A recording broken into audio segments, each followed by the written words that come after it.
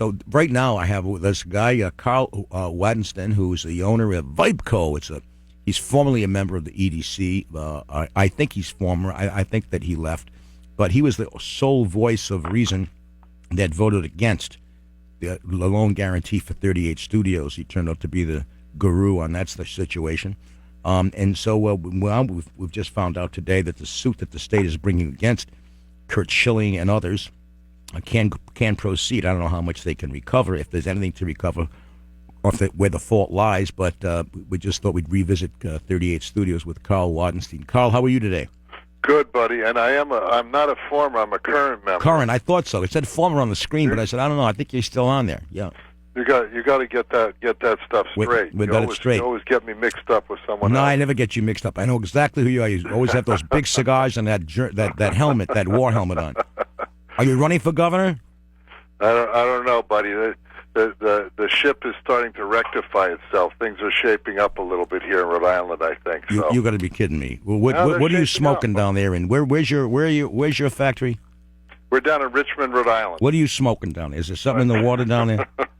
We're turning the corner. Is that what you're telling me? There's a lot of good stuff on. The EDC board has a bunch of new members on there. We have some current members that have been through thick and thin, and Governor Chafee's giving us some runway here, and with Marcel on there. We're doing some things. Marcel, tell us. And I wouldn't say that, buddy, because I'm a guy that wants to see the rubber hit the road. I wouldn't say that if it really. All right, tell us. Happening. You know what? We should be a little positive and improve our self-esteem. You're the only surviving member of the EDC board. New people have been put on it. Yep. They've come up with this Rhode Island Foundation. Come up with this, think nice about Rhode Island and talk positive about Rhode Island, and I'm all for that. But we still seem to get these awards that are not really, praiseworthy. They're 50th in this, 47th in that. Gary Sass is going to be with us soon. He doesn't think the economy's turning that quickly for us. And I couldn't agree more with you. But there are things that are going on here. And I'm not a guy that likes to talk the good things. I want to show you some stuff. So one day I want to bring on my Making It Easier to Do Business in Rhode Island committee and bring on Leslie Tato from ORR. She's terrific, by the way. She was on my TV show. She's single-handedly, she's trying to reduce the regulatory, burdens that we have on some of these businesses. But she can't do it all by herself. No, she can't. And our committee's there to help her. And there are a lot of the state agencies that are starting to figure out that they're doing the same old, expecting different results, and this is what happens. But she's getting it clear, and they're starting to see this for themselves. Okay, that's one positive thing. But what did you want to talk about today? What I want to talk about is what's your reaction to 38 Studios? Do you think we can get recovered money? We can recover money from them, and if so, how much? I'll tell you what. With Max on the job, I wouldn't want to be. I wouldn't want to be against him. Would you? No way, no how. You couldn't give me enough money in the world to be against Max. I said anybody who's contemplating, you think your wife's going to sue you for divorce, go and give Wistow $10 and tell him you want to be your lawyer. Yeah, I already told him I give him a retainer. Yeah, that's right. So she can't hire him. That's right. Yeah, I gave him a little retainer. That's it. But no, Max is a deliberate, self-assured person that. If there's anything for the state to get out of this, he'll ferret it out and he'll rectify any wrongs that have been done to, the shareholders here in the state. And I learned of the news from, Tara and the broadcast out this morning. Was it Go Providence Journal or was it Go Local Prov that sent it out? The update on RI Superior Court. I don't know which one it was, but we had it here on PRO. Yeah, it was the one. It's again move forward. It's no big thing, but we can move forward. We should be very vigilant about 38 Studios because that's $100 million. Let me ask you a question. A point. Sure. You and I may differ on this. Karl, do you think that we ought to pay the moral obligation bond off? Oh, buddy, that's so tough. That's so doggone tough. And in my world, me personally, as a person, if I tell you I'm going to do something and I sign my name to it, I'm going to do it come hell or high water. That's me personally. But what you put your name to it. So many more nuances, buddy. So many more nuances. Well, it says right in there that the taxpayers are not responsible for it. So you put your name on that document.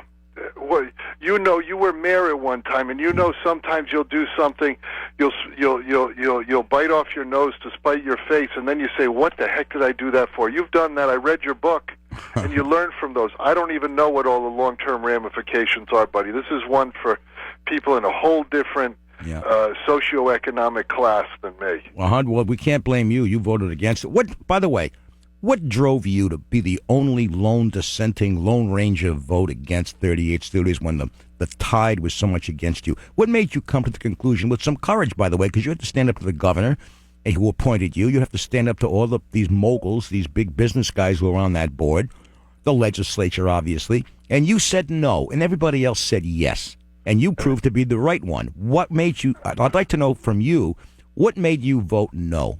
And it wasn't that you were politically against it, because the governor appointed you. Yeah, no.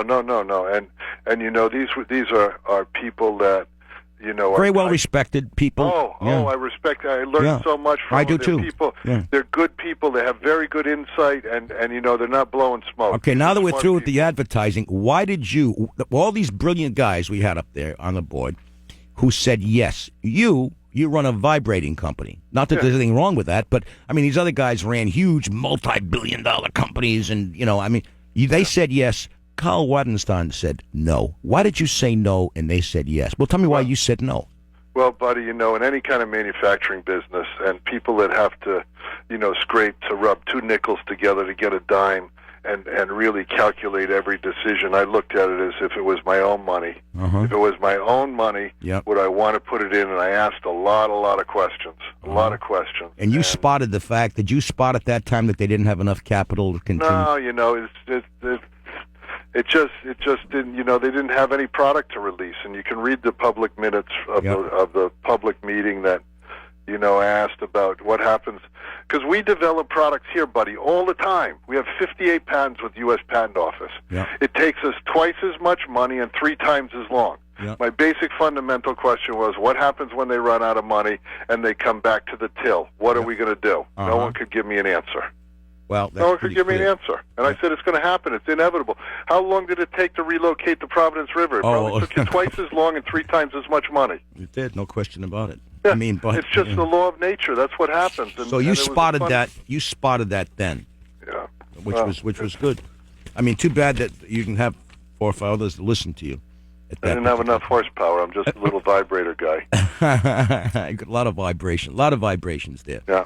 All right, buddy. Anything else? No, I just wanted to check in with you on that, because you stand out as a star and a shining light on that committee.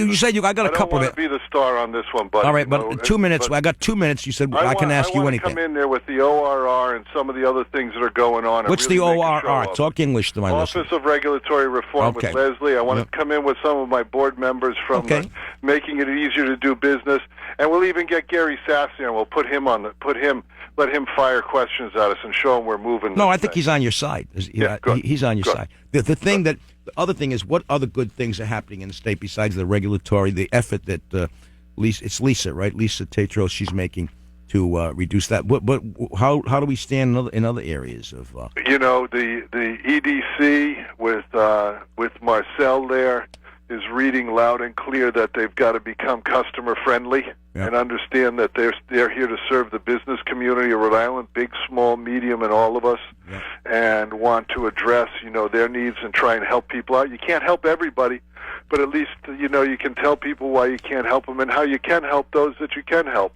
And looking inside at taking care of our own. You know, there's a big look, I think, to help take care of our own in the state and grow that. You know, there's no big hits going out there. Take care of our own. All right. Karl Wadensten, thanks very much for being with us. Okay. Karl, the sole dissenter on 38 Studios. Become like a trivia question.